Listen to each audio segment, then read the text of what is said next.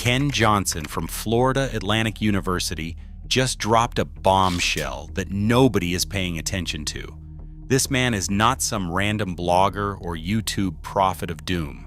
He is a real estate economist who actually studies this stuff, and what he is seeing should terrify anyone holding Florida property. Here is what is actually happening on the ground right now. Florida home prices have gone up 46% in just the last 4 years. 46%. Let that sink in for a second. If you bought a house for $300,000 in 2020, it is supposedly worth $440,000 today. But here is the kicker. Wages only went up 23%. So prices doubled wage growth. You know what that means? Regular people can't afford houses anymore. And when regular people can't afford houses, you know who is left holding the bag? Everyone who bought at these insane prices, thinking they were going to get rich. But wait, it gets worse. This is not just about prices being too high. It is about insurance companies literally fleeing the state. Citizens Property Insurance, the insurer of last resort in Florida, is sitting on nearly 700,000 policies. 700,000. That is not normal. That is not healthy.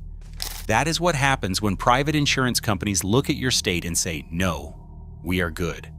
They see something coming that homeowners do not want. Admit. And you know what happens when you cannot get insurance? You cannot get a mortgage. No mortgage, no buyers. No buyers, prices crash.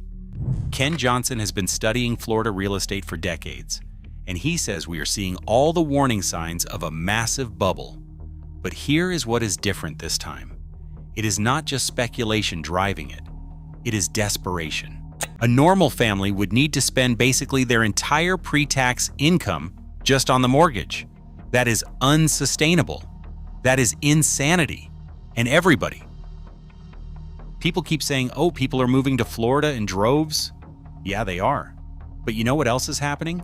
People are leaving too. They just don't talk about that part. The cost of living has exploded so much that regular working people can't survive there anymore. Teachers, police officers, nurses, the people who actually keep a city running, they're getting priced out. And when they leave, what happens to your perfect Florida paradise? It becomes a hollow shell where rich people live 6 months a year, and the rest of the time it's empty. The insurance crisis alone should have everyone running for the exits. After Hurricane Ian, after Hurricane Nicole, after every storm that's hit Florida in the last 5 years. Insurance companies have done the math, and their math says Florida is uninsurable at any reasonable price.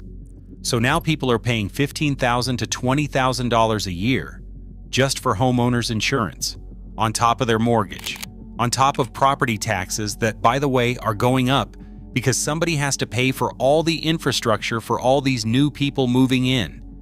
You know what nobody wants to talk about? The flood maps. FEMA is redrawing flood maps all across Florida, and suddenly houses that were never in flood zones are now in flood zones. You know what that means? Mandatory flood insurance on top of your regular insurance that you can barely get, on top of your mortgage that's already eating up 60% of your income. People are going to get those letters saying they need flood insurance, and that's going to be the final straw. They are going to try to sell, but who is going to buy a house that needs $20,000 a year just in insurance? Investors know what's coming. Private equity firms that were scooping up houses like candy 2 years ago are quietly selling. Not all at once, not stupid, but check the listings. Corporate owners are starting to unload inventory. They are getting out while there are still greater fools willing to buy. And they are selling to regular people who think they are getting a deal, because the house is only 10% overpriced instead of 20%. Ken Johnson uses this term, demand destruction. That is economists speak for when prices get so high that buyers just give up. They stop looking. They move somewhere else. They resign themselves to renting forever. And that is starting to happen in Florida. Open houses that used to have lines around the block now have 2 people show up.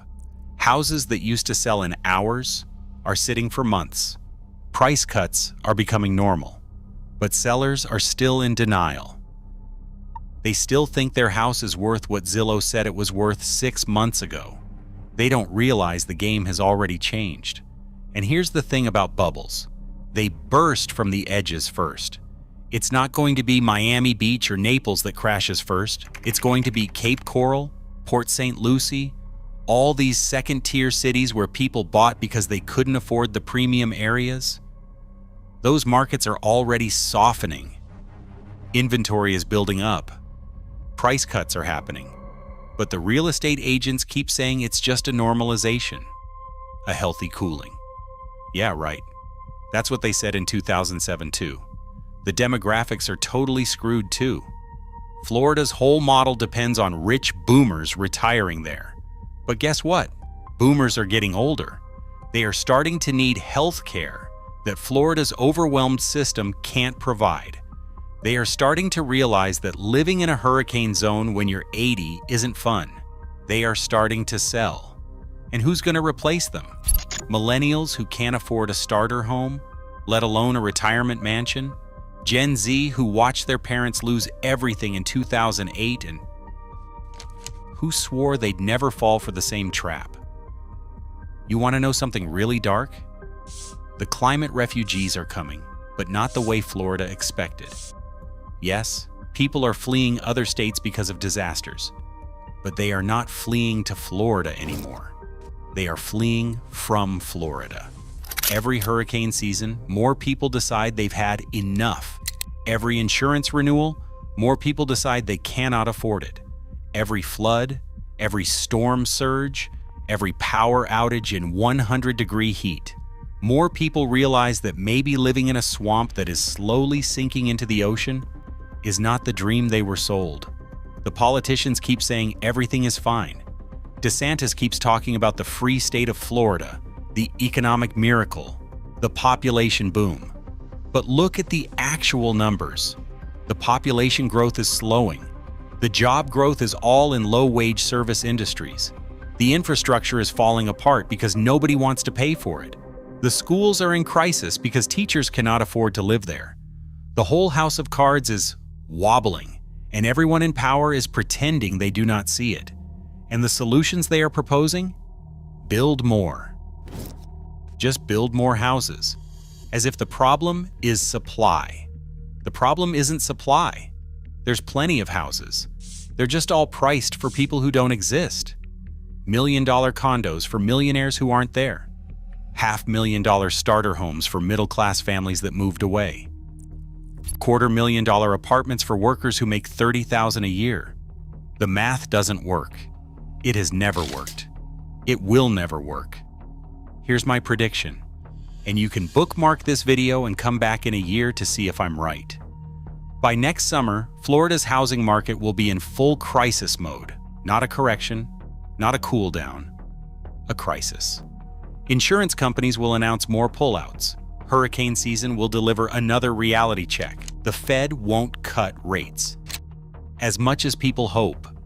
And suddenly, all those people who stretched to buy at the peak will realize they are underwater. Not literally, though that might happen too, but financially. Owing more than their house is worth, paying more in carrying costs than they can afford. Unable to sell without taking a massive loss. Smart money is already gone. They sold to the dumb money. Who sold to the desperate money? Who is now trying to sell to nobody?